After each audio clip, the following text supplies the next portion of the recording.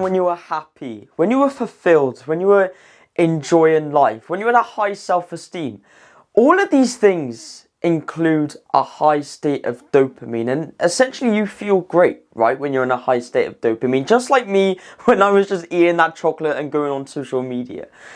But just because we feel good now, it doesn't mean we're going to be feeling good 10 minutes down the line. So why is it that we can't stay in a high state of dopamine all day, every day for the rest of our lives? And this was my question. Why can't we feel motivated more often, feel like we have a high self-esteem, feel fulfilled, feel happy in life? Because ultimately, that's what we all want. To understand this, we first have to understand what is dopamine.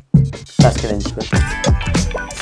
Right, so there's this thing called dopamine, which we know briefly about, but to understand it further, we need to realize that there's this thing called a baseline, and everything that dopamine works from is from this baseline. When we have a dopamine peak and it goes above baseline, we feel great, excited, we're enjoying life, right? But then when it goes below baseline, we have a crash, we feel lethargic, we can't be bothered to do work.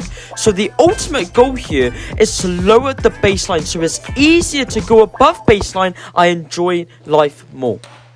Doing activities that give us instant gratification increase our baseline, which means we enjoy life less. So the ultimate goal here is to lower our baseline so it's easier for us to get to baseline or above baseline, which means that ultimately we enjoy life more. So how do we do it? The best way to picture it is like this.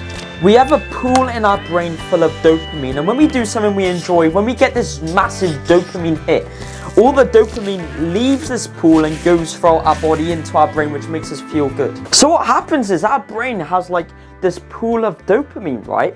And it releases all the dopamine throughout our body and we feel good, we have this dopamine peak.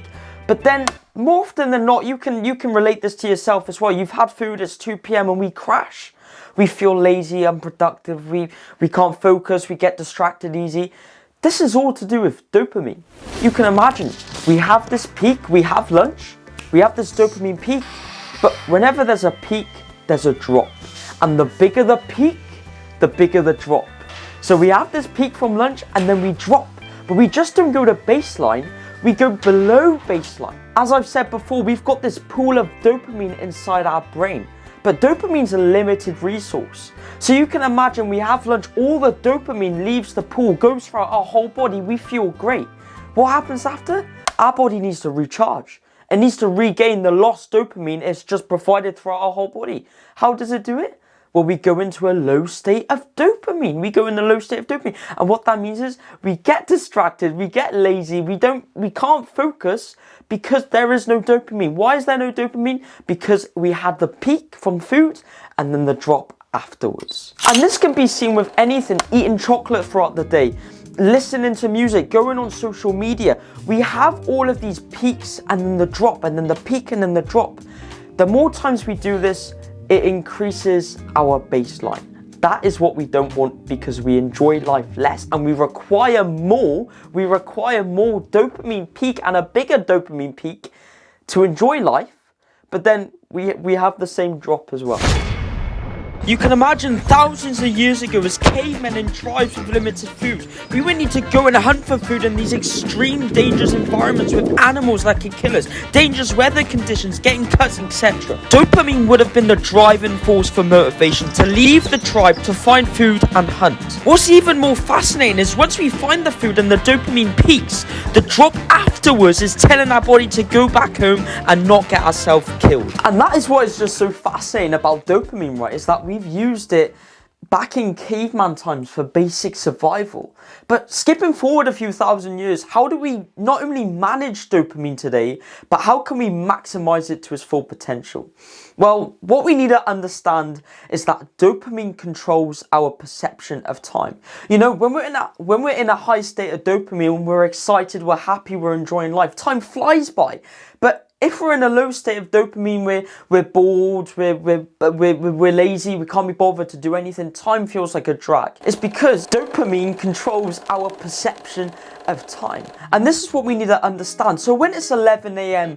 and we're getting distracted easy, we're in a low state of dopamine, and we want to get this piece of work done. We say 1 more hour of focus work, then we can go and reward ourselves. We can go and have that chocolate bar, we can eat that sugary food, we can go on social media, listen to music, we can reward ourselves. What happens is your brain holds all of this dopamine for the reward. So you're not getting any dopamine release until the hour comes and you have the reward. The biggest lie we've ever been told is to reward ourselves, because it actually gets us more distracted, leaves us to be less productive and get less work done, because we're holding all of this dopamine for the reward. We're not releasing it, doing the work, and so we're in a low state of dopamine and therefore we're getting distracted. The trick is to simply say, I am enjoying the friction of the hard work right now. I am enjoying the hard work I am doing right now.